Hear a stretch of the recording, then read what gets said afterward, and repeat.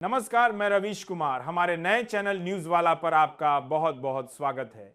सबसे पहले वीडियो को लाइक और चैनल को सब्सक्राइब कर दे और कमेंट बॉक्स में बताएं आप हमारी वीडियो कहां से देख रहे हैं।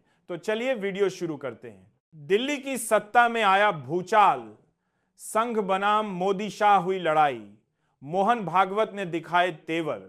जी हां दोस्तों, ये लड़ाई अब सिर्फ उपराष्ट्रपति पद की नहीं रही, ये लड़ाई अब दिल्ली की गद्दी बनाम नागपुर की ताकत की बन गई है। सवाल यह है कि क्या मोदी और शाह अब मोहन भागवत के सामने घुटने टेक देंगे या सत्ता के नशे में चूर मोदी शाह अपनी बात पर अडिग रहेंगे। दरअसल संघ चाहता था कि उसका आदमी, उसका चेहरा उपराष्ट्रपति की कुर्सी पर बैठे।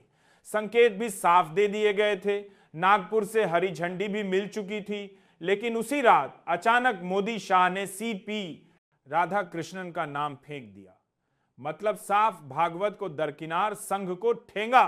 लेकिन यही चाल मोदी शाह पर भारी पड़ गई।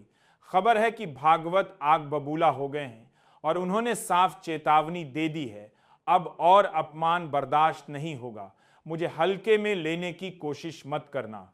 यह महज बयान नहीं, ये मोदी शाह के लिए राजनीतिक धमकी है। सत्ता के गलियारों में चर्चा है कि अगर उम्मीदवार बदला नहीं गया तो भागवत ऐसा दांव खेलेंगे कि मोदी शाह की पूरी इमारत हिल जाएगी। मतलब साफ है, मामला सिर्फ एक उपराष्ट्रपति तक नहीं, सीधे प्रधानमंत्री की कुर्सी तक जा पहुंचा है और के केंद्र की सत्ता डगमगाने लगी है। संघ को लगता है कि मोदी शाह लगातार नागपुर को नजरअंदाज कर रहे हैं, लेकिन इतिहास गवाह है कि जब जब नागपुर खफा हुआ, दिल्ली बीजेपी की कुर्सी ज्यादा दिन तक टिक नहीं पाई।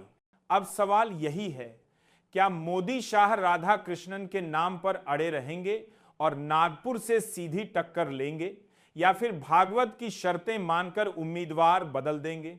अगर नाम बदला गया तो साफ है कि असली ताकत नागपुर की है, और अगर नहीं बदला गया तो मान लीजिए राजनीति का सबसे बड़ा तूफान अब मोदी शाह की गद्दी पर सीधा प्रहार करने वाला है। राहुल गांधी पहले ही कह चुके हैं, मोदी शाह की सत्ता नकली भरोसे पर खड़ी है। आज वही बात सच साबित होती दिख रही है। अगर एक उपराष्ट्रपति की कुर्सी पर भी संघ का दबाव इतना है, तो कल राष्ट्रपति, प्रधानमंत्री और राष्ट्रीय अध्यक्ष सब पर नागपुर की मुहर लगेगी। असली सवाल यही है, क्या इस बार भी मोदी शाह भागवत के सामने झुकेंगे या फिर अपनी सबसे बड़ी भूल कर बैठेंगे। एक तरफ चंद्रबाबू नायडू सीपी राधाकृष्णन के नाम से खुश नहीं हैं, चर्चाएं हैं कि वो क्रॉस वोटिंग कर इंडिया गठबंधन का साथ दे सकते हैं।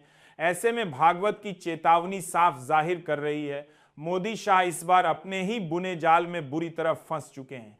अब ये देखना दिलचस्प होने हैं वाला है, क्या किसी तरह मोदी शाह इस जाल को भेदकर बाहर निकल पाएंगे या गुजरात वापसी होना अब तय है।